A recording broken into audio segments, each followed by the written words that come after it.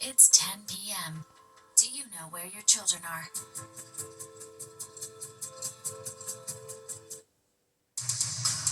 Right now on the 10 o'clock news. If ICE does not have a judicial warrant signed by a judge, you have the right to say, I do not consent to entry. Mayor-elect Zoran Mamdani releasing a new video on social media. His advice on ICE when it comes to immigrant New Yorkers and their rights. Plus, in a matter of hours, subway swap. 2 train lines are about to change routes. What you need to know to keep your commute on track for the morning rush. And speaking of the morning commute, layers are key. Temperatures are falling quite fast right now. They sure are. Good evening. Thanks for being with us. I'm Arthur Chien. And I'm Bianca Peters. Welcome to the 10 o'clock news. We're going to start with that Arctic blast, and tomorrow the temperatures, they're going to stay in the 20s all day long. Right, meteorologist Mike Woods is in for Audrey Puente to share all this good news with us. Hey, I know. My little early Christmas present, right? Yeah, here's what we've got going on here, Bianca and Arthur. Arctic blast right there, slicing across the Empire State here, coming across New York and heading into the tri-state region. Even as we speak, it does have some snow with it in upstate New York and back over toward Scranton. Some light snow showers at least showing up on the radar satellite. They're still pretty dry, so probably not much of that makes it to the ground. We might see a few flurries in our northern tier counties, but that's probably it. As far as temps go, we had not a terrible afternoon. Our temps got up into the lower 40s in most of the metro areas. Right now you're sitting at 39, but that cold air is arriving, especially once we get beyond midnight and say into the early wee morning hours of Monday morning. We are going to see that cold air coming in, and the wind direction right now is still coming in from the southwest at around 5 to 15 miles per hour, but will turn more northwesterly as that cold front comes through. So there's that Arctic cold front coming through on the localized futurecast here, taking your temps down to around 26 for a low tomorrow morning, and that's in the city toward Monticello. Could drop down into the single digits or the low teens. And then as we go through the day, we've got all that cold air still spilling in, and that means your high temperatures will be limited to around 27, 28 degrees. A few spots might get the low 30s, but it still looks like it's going to stay below freezing as we go through tomorrow. And then as we go into Tuesday, it's still freezing at that time, but we will start to see warmer temps. But there's also a couple storms we've got to deal with. Bianca and Arthur, over to you. All right, Mike, thanks so much. Well, developing tonight, Mayor-elect Zoran Mamdani less than a month away from being sworn in. But tonight he is sending a strong message to ICE. Right, taking to social media, the soon-to-be mayor using the power he wields on social media to let immigrants know their rights when it comes to encounters with ICE. Fox ICE Kendall Green is live in the newsroom with details on this. Good evening, Kendall. Hey, good evening, Arthur and Bianca. Mayor-elect Zoran Mamdani posting that video to X to explain to the millions of immigrants in the city their rights when it comes to speaking or complying with ICE officials. We can all stand up to ICE if you know your rights. Now, the mayor-elect going on to outline what he thinks immigrants living in the 5 boroughs should know, including ICE cannot enter a private space like a home, school, or private area of your workplace without a judicial warrant signed by a judge, showing what that warrant would look like. He continues saying without that court document, immigrants have the right to refuse consent to ICE entry before giving this warning. Sometimes ICE will show you paperwork that looks like this and tell you that they have the right to arrest you. That is false. ICE is legally allowed to lie to you, but you have the right to remain silent. If you're being detained, you may always ask, am I free to go? Repeatedly until they answer you. You are legally allowed to film ICE as long as you do not interfere with an arrest. Now, this comes just over a week after a clash between protesters and ICE officials in Lower Manhattan. Mamdani went on to remind New Yorkers and immigrants to remain calm and not to impede in an investigation. He also reminded his audience protesting is a constitutional right. Michael Alcazar is a criminal justice professor and retired NYPD detective, giving us his take on Mayor-elect Mamdani's post and whether it could create friction between the incoming administration and the federal government. 100%. I think it's going to create friction, but it's going to hold ICE agents accountable. Same thing that police officers are held to a standard not to violate people's rights. ICE is being held to that. So with this information that, the immigrants are armed with, ICE will have to, be appropriate when they're conducting these actions.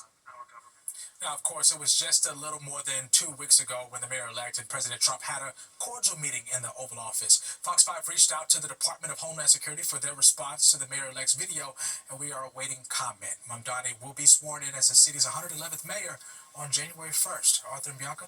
All right, thanks so much. To this now, Luigi Mangione is set to return to court tomorrow after Friday's pretrial hearing was postponed.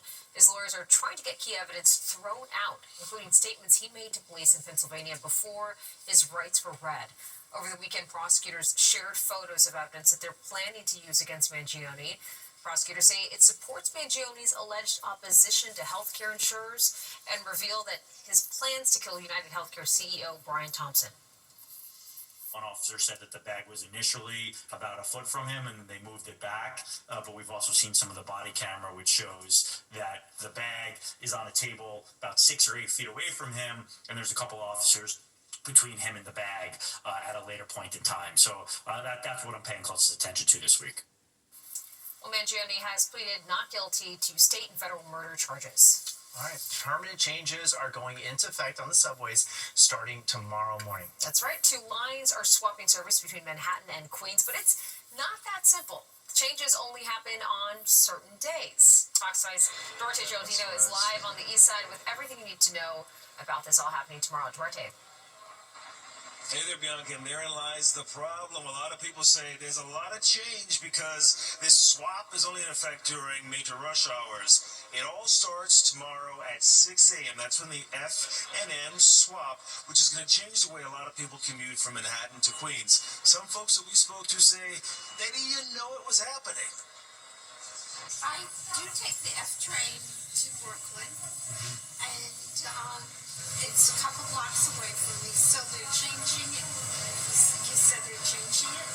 The M train, look up, over there. You see that? Yes. Oh my God. All right. They need to notify the world. That takes the F train.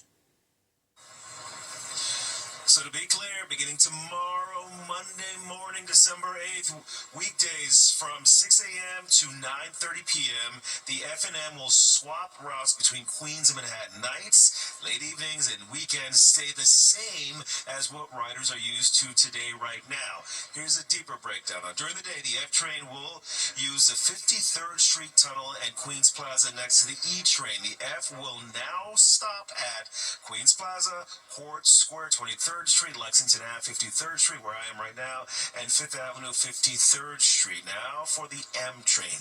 It'll shift to the 63rd Street Tunnel and Roosevelt Island during those same hours. The M will now stop at 21st Street, Queensbridge, Roosevelt Island, Lexington Avenue, 63rd Street, and 57th Street. Did you get that? Now, the MTA says this is all about clearing up a choke point at Queens Plaza where F and M trains now have to merge and cross in front of each other, and it's gonna, it was complex. They say roughly 15 to 20% of rush hour trains get stuck right there, and that this swap, well, that it should untangle that mess and make trips more reliable for about 1.2 million riders who use these lines every weekday. Now, some riders tell us they feel ready. Others say they're bracing for a really confusing first week. I think I'm going to take the M train. All the way over here? Yep. It's a local, but I have no choice. Okay. Because my gym is right the street, so I have to come 5 in the morning. 5 in the morning? How much more time is it going to take you? Probably 35 minutes. Because I used to take 17 in a good day, but with the local, probably 35 to... Because it's going to be local, from First Hill to here.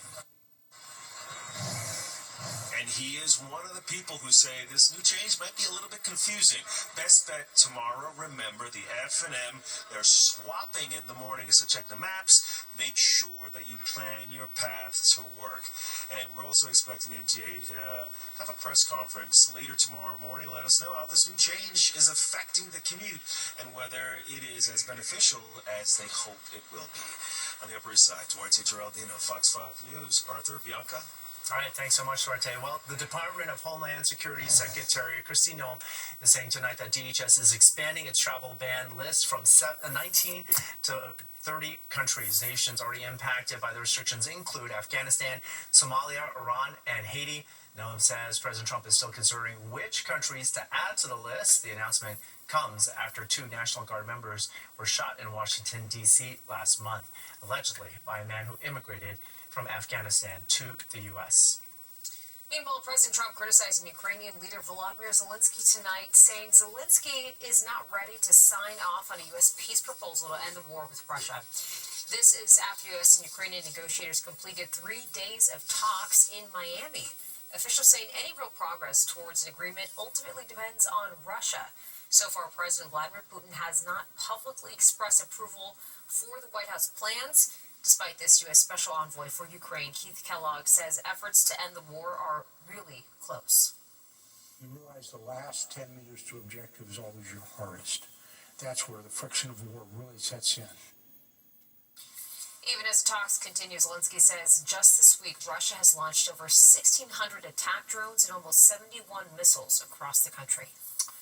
84 years ago today, Pearl Harbor was attacked. And the tribute to the heroes at the Intrepid Museum today and the special obligation the family of the survivors feel they must carry on. Plus, Tina Servasio has a look at what's coming up tonight on Sports Extra. 10 o'clock news.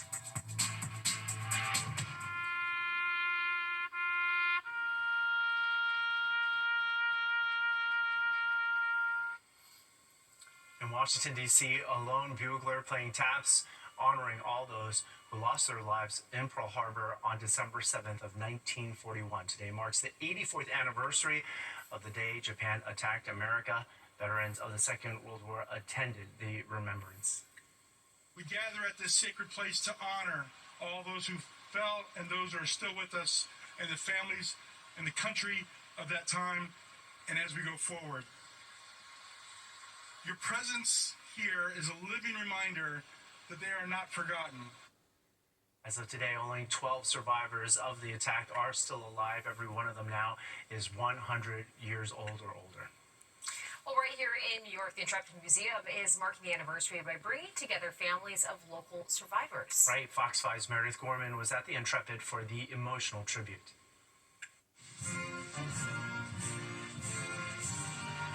Sunday at Manhattan's Intrepid Museum, family members of local Pearl Harbor survivors gathered to mark 84 years since the attack that thrust the United States into World War II. As time has gone on, we've lost all of our survivors that we used to commemorate here. And so we have the families who still come every year, and for as long as they want to come, we will be here. I'm grateful for the chance to speak about my father, Joe Majori. The annual ceremony held in the hangar deck of the Intrepid, followed by a wreath laying, which pays tribute to the courage and sacrifice of those who served on that day. December 7th, 1941, when Japan attacked the United States at Pearl Harbor. It was a Sunday morning, and in a matter of minutes, more than 2,400 Americans lost their lives, more than 1,000 wounded, and the nation in shock. The world was at war. This is my dad's Pearl Harbor survivors cap. In 1960, where there were 50,000 members, and right now there's only 14 remaining. That's Pearl Harbor survivors. And with fewer first-hand voices left, these family members feel an even heavier responsibility to make sure the stories from that day that will live in infamy are never forgotten. There's a history that if you don't honor, you forget. And the same with the veterans and the service members. We do not forget. Since our dads are no longer with us, and all the family members that are here, I think it's important for us to carry on for them, to remember all the men that served that day and also passed away that day. You can never forget. Family members say they'll continue returning each year, not just to honor those who served, but to ensure their courage is never lost to time. Meredith Gorman, Fox 5 News. Well, we know New Yorkers are winners, and one of them just won the Powerball jackpot. That is right. The winner did not win the grand prize, but they're still walking away with a big stack of cash where the winning ticket was purchased. I think this might be a setup. This season. All right, well, welcome back. Let's show you what happened here today and what we have with the weather headlines for you. First of all, the Arctic air is making a comeback. We had a break over the weekend, but we're going back to a situation that is kind of like what we had on Friday with very cold temperatures and the possibility of there being a few flurries in our northern tier counties. Windy and cold for Monday, and then a little rain snow mix comes through for you by midweek, and also toward the end of the week we could see another rain snow mix coming on through. Normal high temp for today is 47. We made it up to 43, so it was a little bit cooler than normal, but compared to what we're going to see tomorrow, we are in a deep freeze. Yeah, this was absolutely nothing. We have still a fairly clear sky. Here's the leading edge of the Arctic cold front that's sliding across in upstate New York and central New York. There are some light snow showers, and they're trying to get in this direction. That's why I'm a little suspect for at least a few flurries or light snow showers to happen up around perhaps Sullivan County and Ulster County in particular, but for the most part, it's not going to be a big deal for us here anywhere in the tri-state. 39 out at Central Park right now. Your temps still holding kind of steady so far this evening. 40 at Newark, 41 degrees in Islip, but that cold air is about to make its move in. Right now, the wind direction still coming in from the southwest at 5 to 15 miles per hour, but as it turns more northwesterly, as it is over our northwestern tier counties, that's when it's going to start to pull down that cold air. Wind chill factor, what's it feel like outside? Feels like 31 Central Park, 32 degrees for you in White Plains, so already it feels like we're freezing, but we're still watching that cold air arrive behind that Arctic cold front. So that's the leading edge, and it will come through. It just doesn't have a lot of moisture to work with here. Otherwise, we'd have a more potential serious situation with it stirring up some winter precip, but that's not the case. But it does bring in severely colder air starting tonight into tomorrow morning. So tomorrow morning when you wake up, your temps will be dropping back down into the teens and 20s, but it will be dry but also windy at the same time. Next area of low pressure passes to the south of us later Monday into early Tuesday, so high pressure still blocking it out. That's that Arctic high that's sitting on top of us with all that cold air. But then as we head toward Wednesday, now we've got a wind direction change, and our next area of low pressure is kind of a clipper system heading in this direction. Brings up more moisture, clouds and showers. Looks like late Tuesday night into early Wednesday morning. Rain snow mix, primarily rain for most of us here in the tri-state, but the northern tier counties could see some accumulating snow. We'll fine-tune that, of course, as we get closer to the storm event time, which is late Tuesday, early Wednesday. And then after that, Thursday looks like a break day, and then on Friday, another storm comes through, but it's a weaker one, so another rain snow mix will be coming through at that time as well. So lots to watch out as we go through this week. But tonight, this is the one that I really want to emphasize out there. Our temperatures dropping down into the teens and 20s. This is what you're waking up to tomorrow morning. 26 for a low in the city and a fair sky, and the winds picking up down into perhaps the single digits in some of the northwestern suburbs as we head into tomorrow. So just be aware. It's going to be kind of a rough morning tomorrow, and also the high in the afternoon only comes up 2 degrees because all that cold air is still coming over us here in the tri-state region. And again, that rain snow mix Wednesday is something to look out for, and Friday as well. Hopefully no big deal. Bianca, over to you. All right, Mike, thanks so much. Well, someone in the Bronx should be very happy tonight, but that's because they won last night's Powerball drawing. Not the massive $775 million jackpot, but a life-changing $100,000. The ticket was purchased at Choice Stationery on Riverdale Avenue. The Powerball jackpot is now up to $875 million, and the next drawing is Monday. Well, coming up, the first for the NYC Ferry. Details on a big service change for them that's going to connect two boroughs. That's in our segment. I'll look ahead. So you only check it twice. Time now for a look ahead at some stories happening this week. The MTA hoping commuters will get on board with a big service change that begins tomorrow morning. The F and M lines between Manhattan and Queens will permanently switch routes Monday through Friday from 6 a.m. to 9:30 p.m. The MTA says the swap will break up bottlenecking and improve service. And from the rails to the water, also beginning tomorrow, for the first time, the NYC Ferry will launch new service connecting Staten Island and Brooklyn directly. Other changes include combining the Soundview Rockaway routes and direct service between South Brooklyn and Midtown. For even more changes, go to ferry.nyc. And on Friday, the holiday classic Elf comes to life in Times Square. Warner Brothers Discovery will put on a special live performance from Elf the Musical. That's from noon until 8 p.m. This show will be the only performance in New York outside of the national tour locations. We will be right back. Did you know?